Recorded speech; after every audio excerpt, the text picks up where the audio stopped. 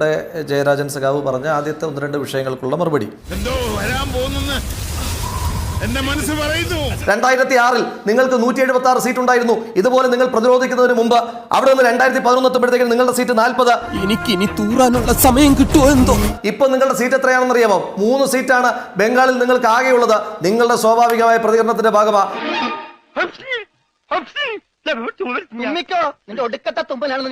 കുറെ സഹാക്കന്മാർ ഇപ്പൊ കാട്ടിലൊളിച്ചിരിക്കുക ജീവഭയം കൊണ്ട്. കുറെ ആളുകൾ ഇപ്പൊ കേരളത്തിലുണ്ട്. നിങ്ങളുടെ ഏരിയ സെക്രട്ടറി തലത്തിലുള്ള ആളുകൾ നിങ്ങൾ ഈ പറയുന്ന പോലെ സ്വാഭാവികമായി പ്രതിരോധം നടത്തിയതിന്റെ ഭാഗമായിട്ട് നിങ്ങൾ ഒരുപാട് ഏരിയ സെക്രട്ടറിമാർ ഇപ്പോൾ ഹോട്ടലുകളിൽ കേരളത്തിൽ പൊറോട്ട അടിച്ചുകൊണ്ടിരിക്കുക.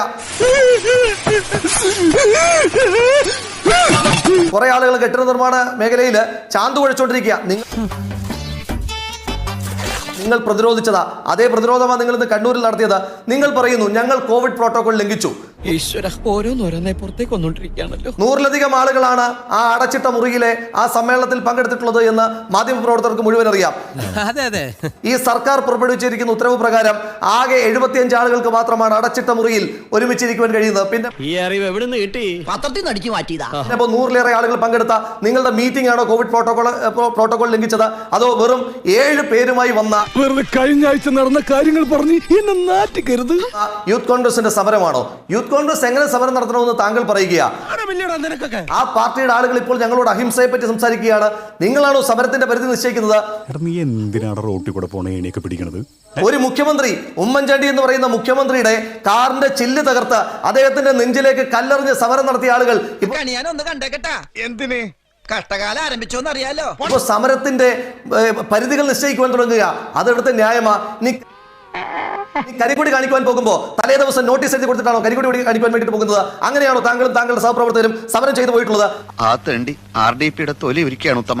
സഹിക്കല്ലാതെ എന്ത് ചെയ്യാ? അപ്പോ ഇത് ഇവിടെ അക്രമം നടത്തി, ജനങ്ങൾ അക്രമം നടത്തി എന്നാ പറയുന്നത്.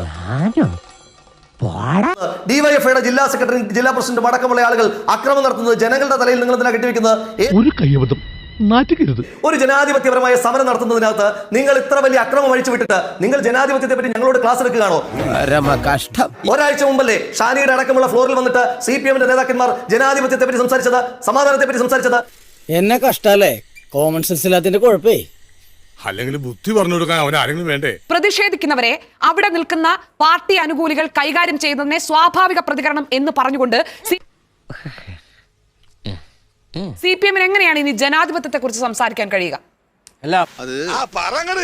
പ്രതിഷേധങ്ങള് ഞങ്ങള് അടിച്ചമർത്താനോ ആക്രമിക്കാനോ ഞങ്ങൾ തയ്യാറാവുന്നില്ല. നിനക്കതൊക്കെ എങ്ങനെയാ സാധിക്കുന്നത്? അതെ, ജനാധിപത്യ വ്യവസ്ഥയിൽ വ്യത്യസ്ത അഭിപ്രായങ്ങൾ വരും, പ്രതിഷേധങ്ങൾ വരും. എന്തൊരു തൊലിക്കട്ടി, കാണ്ടാമൃഗം തോറ്റു. പ്രതിഷേധം പ്രകടിപ്പിക്കുന്ന രീതി ഇവിടെ രഹസ്യമായിട്ട് വേഷം മാറിയിട്ട്, അതാണ് ഞാൻ പറഞ്ഞത്. മുണ്ടുടുക്കുന്ന ആള് പാൻസ് ഇട്ട് ഇവിടെ രഹസ്യമായിട്ട് വേഷം മാറിയിട്ട്, അതാണ് ഞാൻ പറഞ്ഞത്. മുണ്ടുടുക്കുന്ന ആള് പാൻസ് ഇട്ട്.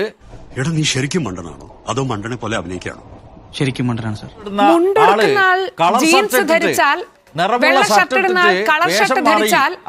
കോമൺ സെൻസ് സീരിയലാത്തോണ്ട് എവിടെ പോയാലും ഇവൻ നോൺസെൻസ് മാത്രമേ സംസാരിക്കൂ. സ്വന്തം ഇഷ്ടത്തിന് തട്ടിവിടുന്ന നാക്കെടുത്താന്നേ പറയൂ എന്നൊക്കെ പറയേണ്ടി വരുന്ന രാഷ്ട്രീയ ന്യായീകരണം എങ്ങനെയാണ് നമുക്ക് സ്വീകരിക്കാൻ കഴിയുക? ചേട്ടാ അപമാനിച്ചേ ഞാൻ പോയിക്കോട്ടെ. അപമാനത്തിന് തന്നെ അപമാനമാണ് നീ.